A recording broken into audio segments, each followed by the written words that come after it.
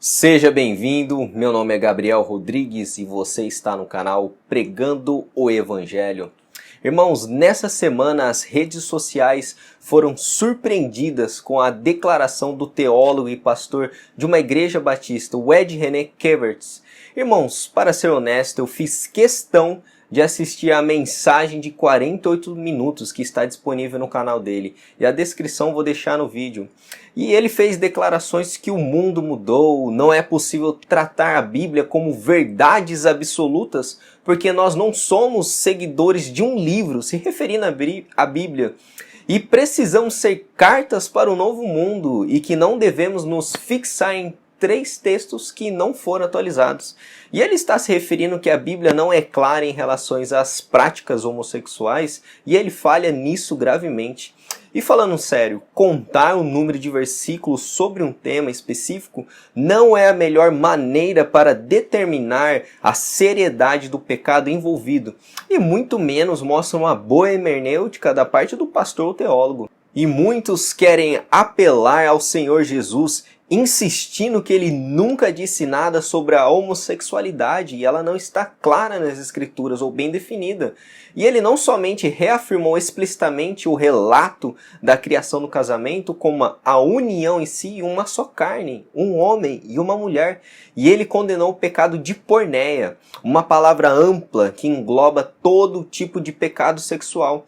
O principal léxico, por exemplo, do Novo Testamento define porneia como intercurso sexual ilícito. E de modo semelhante, A. James Edwards, erudito do Novo Testamento, diz que porneia pode ser achada na literatura grega como referência a uma diversidade de práticas sexuais ilícitas, incluindo adultério, fornicação, prostituição e homossexualidade. Kivitz se baseia em uma interpretação hermenêutica que defende as minorias como o feminismo, a minoria negra, pobre, homossexual.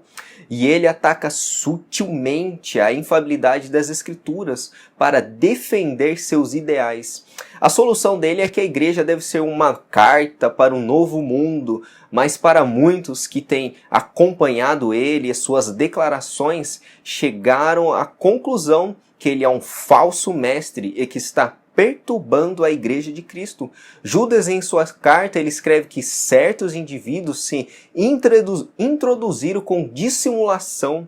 Jesus se referiu aos falsos mestres, por exemplo, como lobos em peles de ovelhas e sepulcros caiados que por fora se mostram belos. A religião dos falsos profetas é uma tentativa de camuflagem. Os falsos profetas aparecem com sorrisos, palavras cordiais, personalidades agradáveis e vocabulário cheios de palavras bíblicas e espirituais. O falso profeta ele fala a verdade, mas lembrando, ele não diz toda a verdade. O falso profeta ele nunca se revela de imediato ou nunca demonstra sua intenção descaradamente. Ele parece uma ovelha com seu discurso. E Jesus disse que analisar um falso profeta é algo muito difícil, pois ele se parece com ovelhas. Mas agora René revelou sua verdadeira identidade. Mas eu pergunto, cara, é de René, como assim cartas para um novo mundo? Que mundo é esse que você anseia e que nova perspectiva é essa que você quer trazer para a palavra de Deus? Ao afirmar isso, René não só nega a autoridade das Escrituras, mas a suficiência dela para todas as gerações que os cristãos estão inclusos.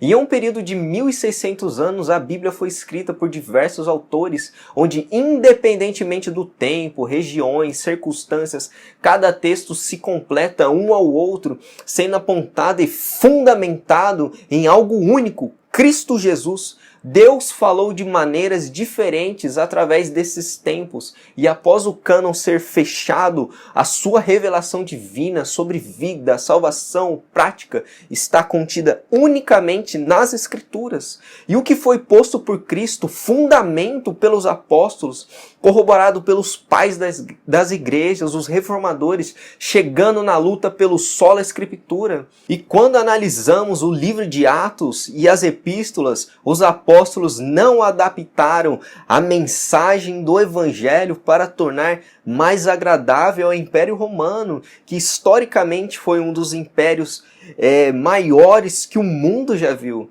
Os apóstolos, por exemplo, não precisaram modificar a mensagem, pois Paulo, em sua introdução à carta aos Romanos, por exemplo, ele escreve que o evangelho é a mensagem de Deus e ele é apenas um servo.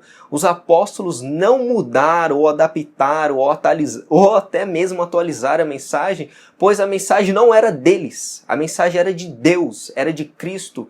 Meus irmãos, quando Paulo escreve a carta para a igreja de Roma, ele era ciente de como era o comportamento moral dos romanos, o pensamento filosófico deles, mas mesmo assim, Paulo não atualiza a sua mensagem, mas ele prega um evangelho escandaloso, mas um evangelho que é o poder de Deus para a salvação de todo aquele que crê. O evangelho nunca teria saído de Jerusalém, quanto mais ido além do Império de Roma, expandido para todas as nações do mundo. Mas o poder do evangelho não se encontrava em um grupo de galileus e pescadores, mas sim no poder de Deus de salvação, poder que estava na sua palavra. E se o evangelho não fosse um poder de Deus, essa mensagem teria sido morta em sua concepção e Jesus seria considerado a maior farsa que os judeus já viram. Como intelectuais e filósofos romanos chegaram a crer que um judeu, carpinteiro, era o Filho de Deus, que ele ressuscitou, que ele está acima de todos os governadores, de todos os Césares, que todo joelho se dobrará diante dele, somente através da palavra. Por isso, irmãos, é muito importante que nós estudemos a história do nosso povo, dos nossos irmãos, e precisamos entender mais acerca da história da igreja. E será que, se seguimos esse pensamento do Ed René, vamos ter que agora excluir uma das maiores reivindicações do cristianismo, que Jesus é o único caminho, a única verdade, a única luz para esse mundo em trevas? Será que vamos ter que atualizar as escrituras para agradar os ímpios? O verdadeiro evangelho é uma mensagem radicalmente exclusivista. Jesus não é um caminho, ele é o caminho e todos os outros não são caminhos de forma nenhuma. O que o Ed René está fazendo é remover o escândalo da mensagem da cruz e o seu poder salvador. Nunca suavize o evangelho. Se a verdade ofende, então deixe que ofenda. As pessoas passam toda a sua vida ofendendo a Deus. Deixe que se ofenda por um momento. E Martinho Lutero, por exemplo, uma vez ele observou que aonde quer que o evangelho fosse pregado, em sua pureza traria conflito e controvérsias. E devemos ser cuidadosos, irmãos, para evitar conformar o evangelho às tendências do mundo, aos desejos de homens carnais. Nenhum homem tem direito de diluir a ofensa do evangelho para tornar a mensagem mais atraente para um mundo caído, em trevas, cego espiritualmente. As igrejas contemporâneas procuram inúmeros métodos para tornar a mensagem mais agradável para os seus ouvintes, enquanto ovelhas do aprisco estão morrendo de fome. E esses pastores estão dando comida aos bodes. E nós precisamos, irmão, acomodar a nossa mensagem somente a Deus, para glorificar o seu santo nome. Quem se importa se o mundo vai se ofender se pregarmos contra o homossexualismo? Quem se importa se as pessoas vão se ofender com a mensagem do evangelho? Quem se importa? O cristão não deve buscar as honras e aplausos desse mundo, mas sim devemos buscar as honras dos céus. E os reformadores, meus irmãos, se submeteram de bom grado à Bíblia, como a única autoridade dentro da igreja. Assim eles reconheceram que todos os verdadeiros cristãos têm afirmado ao longo da história da igreja que a palavra de Deus é a nossa regra suprema de vida e doutrina. O John MacArthur, por exemplo, ele diz que Satanás continua seus esforços para tornar o pecado menos ofensivo, o céu menos atraente, o inferno menos horrível e o evangelho menos urgente. E na ânsia, irmão, de serem aceitos por esse mundo ou ter relevância dentro do contexto da igreja, pastores que uma vez foram comprometidos com o evangelho abriram mão e estão abrindo mão de princípios inegociáveis da palavra de Deus. E desde o princípio a batalha entre o bem e o mal tem sido uma batalha pela verdade. A serpente no jardim do Éden começou a sua tentação questionando a veracidade e atualizando a instrução de Deus para Eva, lançando dúvidas sobre a revelação divina de Deus. E essa tem sido a tática de Satanás até hoje. E nisso há um espírito maligno por trás de Ed René.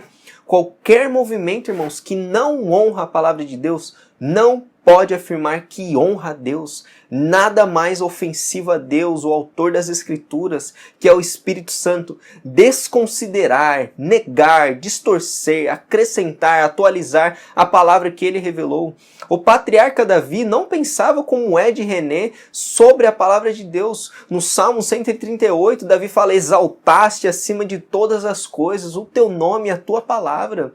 E ao estudar a Reforma Protestante, um movimento que alterou radicalmente o curso da civilização ocidental, por exemplo, nomes como Martim Lutero, João Calvino, também João Knox, ainda são reconhecidos 5 séculos depois que eles viveram. E muitos pensam que o poder da reforma estava na bravura deles, intelectualidade daqueles homens. Todo o grande avivamento, irmãos, na história da igreja foi a consequência explosiva da palavra de Deus. Nada mais. Uma placa na Catedral de São Pedro, por exemplo, em Genebra, descreve o reformador João Calvino simplesmente como um servo da palavra de Deus. E Martim Lutero disse: tudo que eu tenho feito é apresentar, pregar e escrever a palavra de Deus. E além disso eu não fiz nada. É a palavra de Deus que tem feito grandes coisas. Eu não fiz nada. A palavra fez e conseguiu tudo. Irmãos, dia 31 de outubro é o mês que celebramos a Reforma Protestante e que possamos aprender com nossos irmãos do passado que a Bíblia é suficiente, infalível, inerrante, poderosa, suficiente para que o homem de Deus seja apto e plenamente preparado para toda a obra. Esse deve ser o nosso lema. Que não sejamos levados por ventos de doutrinas e mentiras satânicas que colocam em xeque a palavra de Deus, pois ela é perfeita e é a única luz nesse mundo de trevas. Irmão, se você gostou desse vídeo, compartilhe com seus amigos e comente também. Se inscreva no canal para sempre acompanhar os nossos conteúdos e que Deus abençoe vocês em nome de Jesus. Amém.